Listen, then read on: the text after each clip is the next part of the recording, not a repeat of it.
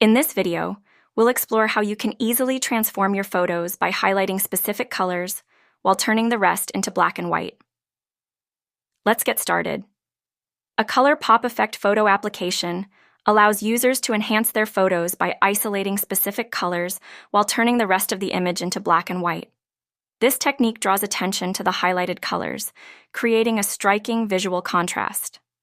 Such applications typically offer user-friendly interfaces, enabling easy selection of the areas to keep in color.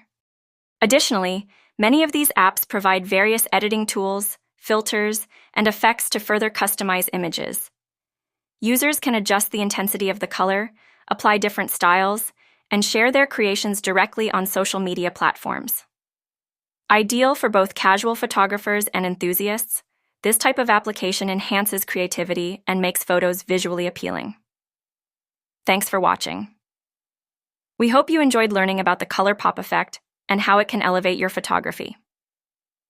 See you next time.